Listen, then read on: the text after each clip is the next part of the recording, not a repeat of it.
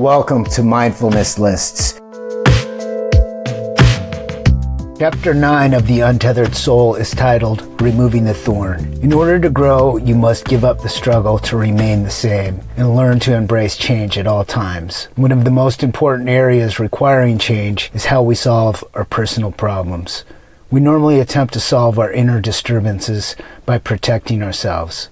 Imagine that you have a thorn in your arm that directly touches a nerve. When the thorn is touched, it's very painful. This thorn is a constant source of disturbance, and to solve the problem, you only have two choices. The first choice is to look at your situation and decide that since it's so disturbing when things touch the thorn, you need to make sure that nothing touches it. The second choice is to decide that since it's so disturbing when things touch the thorn, you need to take it out. If you decide you have to keep things from touching the thorn, then that becomes the work of a lifetime. Perhaps you could design an apparatus that acts as a protective device. If you really put a lot of energy into it and your solution seemed to work, you would think that you had solved the problem. So now you've got a whole life built around this thorn and you're proud of it. You keep the woods thinned out so you could go on walks, and you wear your protection apparatus to bed at night so nothing touches the thorn. But now you have a new problem. You fell in love. This is a problem because in your situation, it's hard to even hug.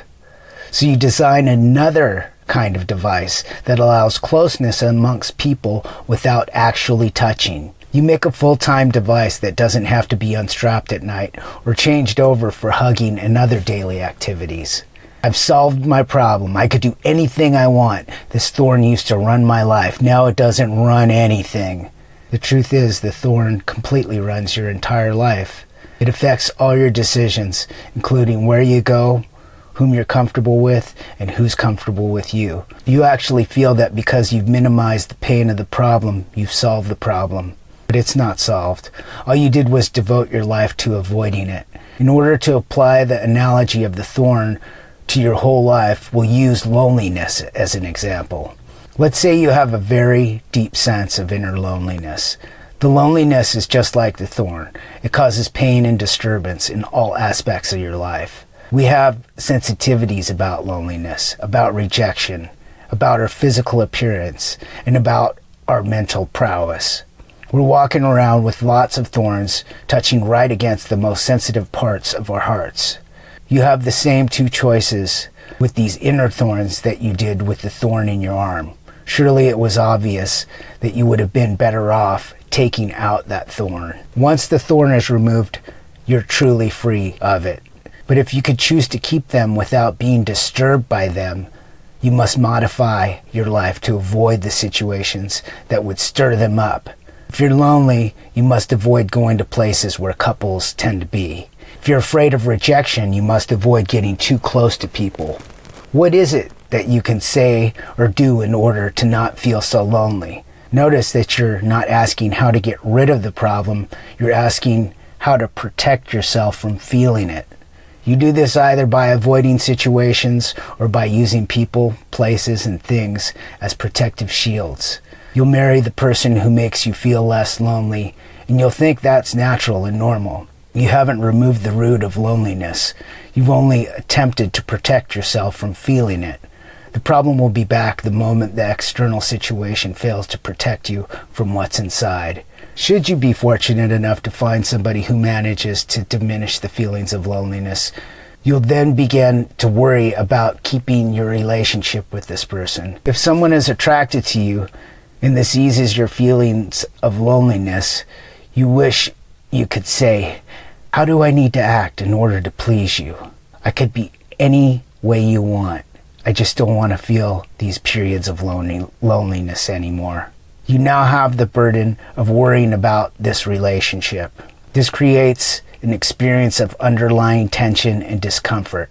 The discomfort you're experiencing isn't actually the feeling of loneliness anymore. It's the never-ending thoughts of, did I say the right thing? Does she really like me? Or am I just kidding myself? The root of the problem is now buried under all these other shallow issues that are about avoiding the deeper ones. People end up using their relationships to hide their thorns. If you care for each other, you're expected to adjust your behavior to avoid bumping into each other's soft spots or thorns. This is what people do. They let the fear of their inner thorns affect their behavior. If there's something disturbing inside of you, you have to make a choice. You can compensate for the disturbance by going outside in an attempt to avoid feeling it, or you can simply remove the thorn and not focus your life around it. Your ability to remove the root cause of the disturbance is inside of you. You want to have relationships with people because you genuinely like them, not because you need them to like you.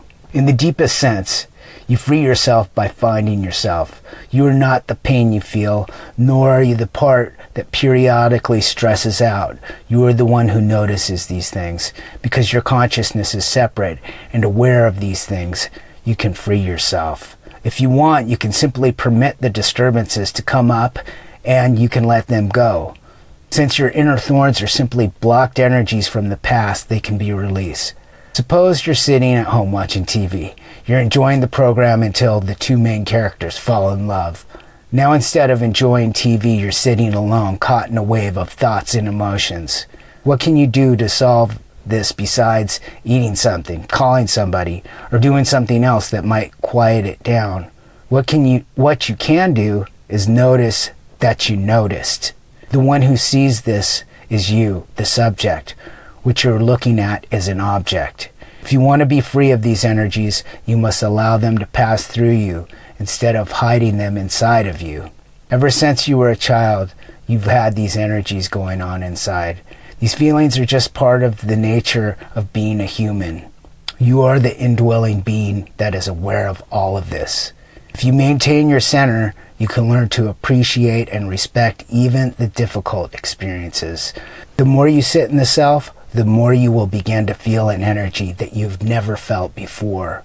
When you're no longer absorbed in your melodrama, but instead sit comfortably deep inside the seat of awareness, you'll start to feel this flow of energy coming up from deep within. Awareness does not fight. Awareness releases. Awareness is simply aware while everything in the universe parades before it. If you sit within the self, you will experience the strength of your inner being, even when your heart feels weak. That's how you become a free being. You transcend. Eventually, time is an angel or devil, best friend or worst enemy.